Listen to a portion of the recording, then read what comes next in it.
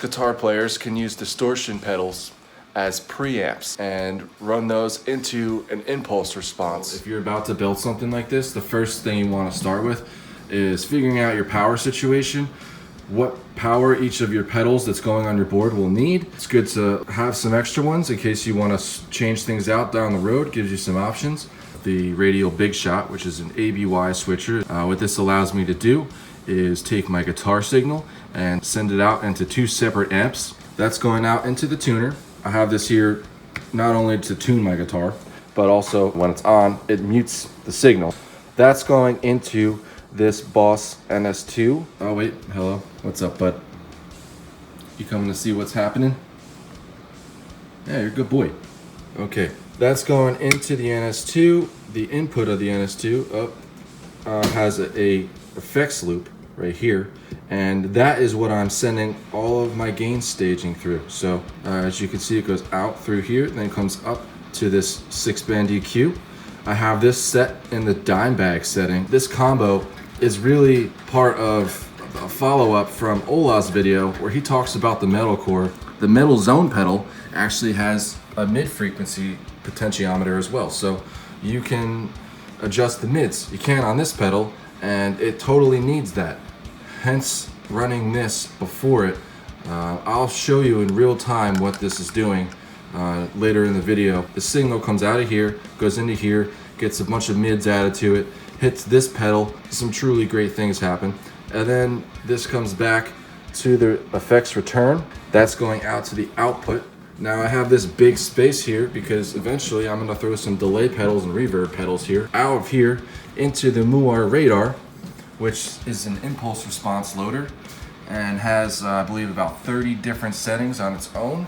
You can also plug it in USB and open up the Radar Studio, which then allows you to edit all of the stuff here on the computer. 1/4 inch out, that's going to this DI input on my interface, starting from 0 and turning up to, you'll get to a point in volume where it won't be adding any more volume, but it'll just be adding gain. So I'm not trying to use this as a boost, I'm using this as a preamp. So I want to find unity, so that's what I did. I found unity with this one, and once you go past this, it'll start to sound like a dying battery or something. In Ola's video, he did mention that the Muar Radar has an EQ function. So I wasn't actually I was just playing around with this one. I was on setting 2, and the EQ function is engaged. This setup right now actually sounds really sick, and I'm really excited to show you. So let's get to that part. My import Dean from Hell. Love this thing. Look how sick that is. I did also learn of a really cool trick where you can send an already captured guitar tone, send it as an auxiliary send to a mic pre, and have the mic pre hooked up to a distortion pedal of your choice or overdrive pedal, and you can add some color to an already printed guitar tone that way.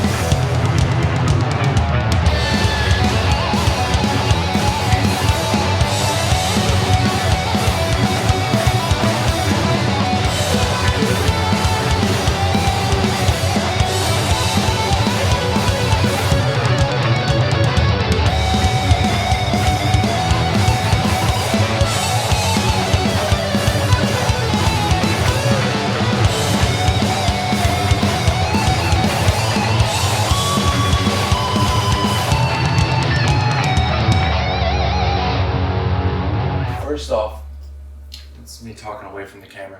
I was just saving that so that I have it.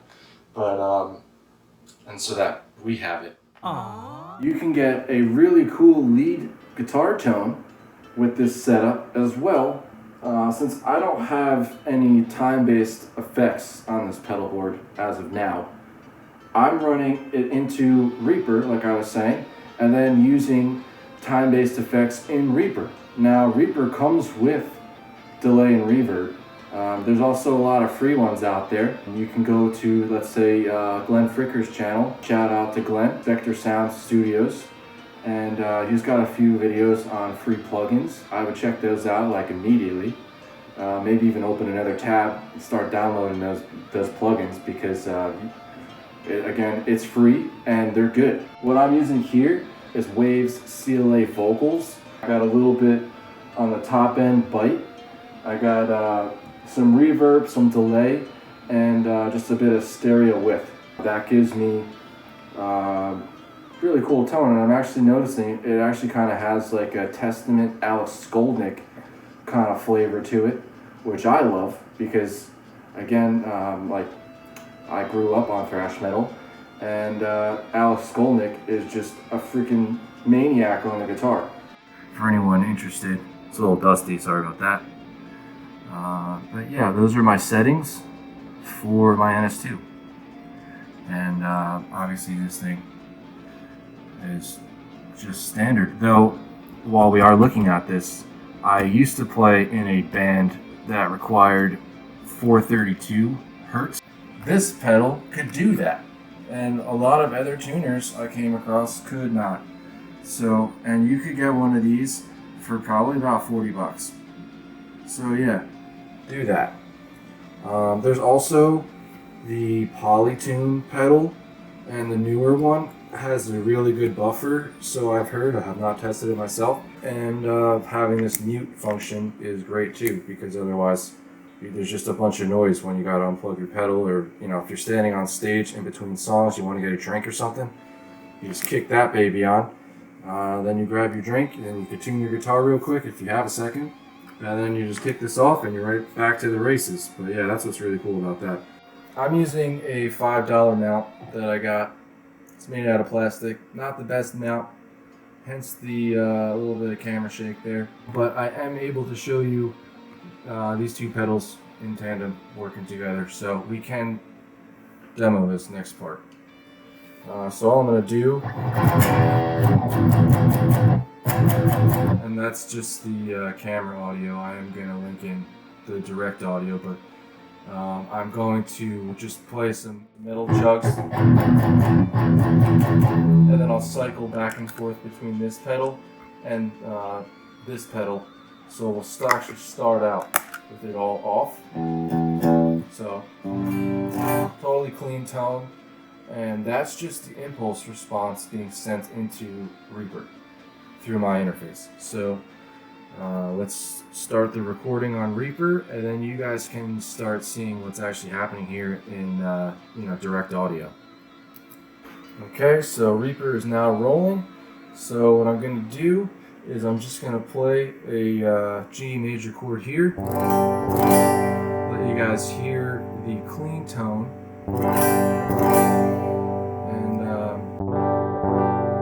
According to Reaper, it's hitting negative 6.3 dB at the peak of those transients. So that's where we're at right now. There's no processing on this channel. This is just what you're hearing if you were to plug in the Muar radar or your guitar into a Muar radar into an audio interface.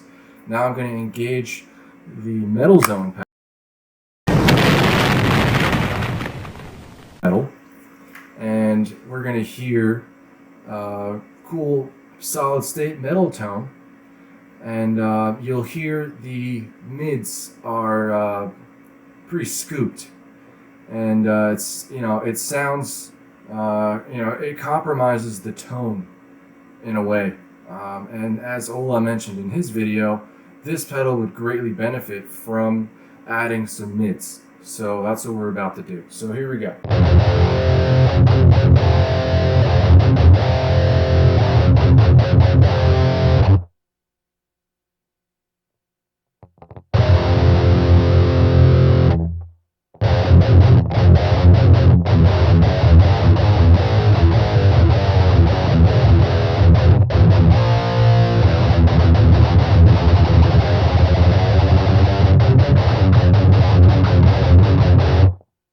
Okay, and my cat's meowing now. That went up to negative 1.8 dBs. So I did actually end up adding a little bit of gain to that. We had a lot of gain to that, but not just from the distortion, but also from the level. However, I find this to be a good sweet spot. Now what you're going to hear is I'll play the next chord just with the metalcore still engaged, and I'll activate this as the chord sustains out, just so you can hear what's happening, and then I'll play some more with this pedal, and you'll be able to hear the full tone in action. So.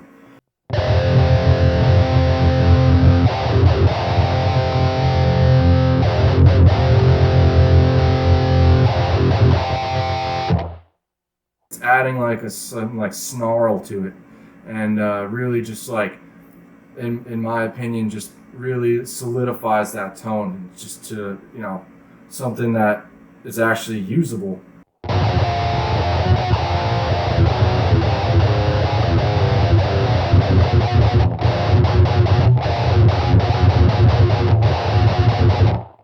So next what I'll do, I'll turn off the metalcore pedal. So now you're just going to hear what this is doing. So we'll start with it off.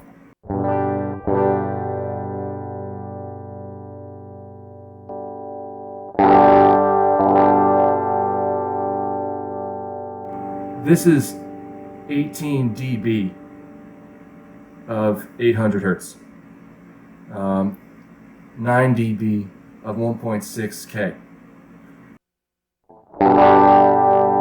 You know, there's a big curve going on, just pushing all the mids.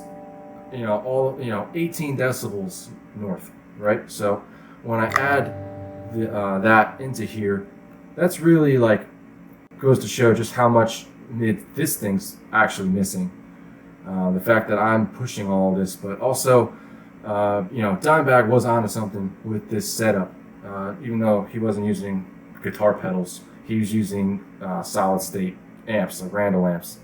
This is a sweet tone, and it's not something that I'd use for everything, but that's why I have this setup where I can blend guitar pedals into my normal tone. You know, this just, and especially when you're mixing, this is a pretty cool concept, because like, it's being modular, giving you all these different options right here to tinker with. And chances are you probably have a bunch of random guitar pedals sitting around, and you're like, oh, I don't even use those anymore because I have my tone. And you could put them all together on a pedal board that you built for 15 bucks and get a $40 power supply, and you're all of a sudden you got a whole nother rig just hanging out. If you have any comments or questions, or you want me to demo some other stuff, let me know. Please like and subscribe to our videos. Right, buddy?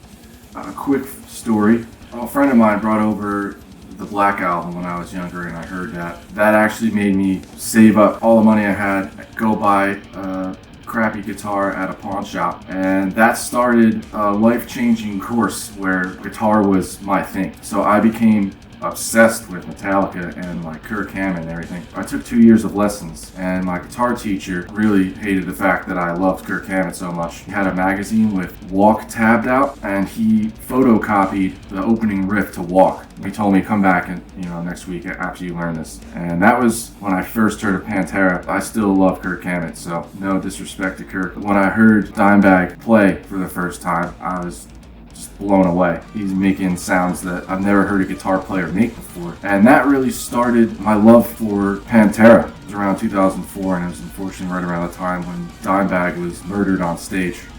And I was in middle school at the time. It was like really shocking and like very emotional to me. And I actually made a pledge to myself right around that time that I was going to get serious with the guitar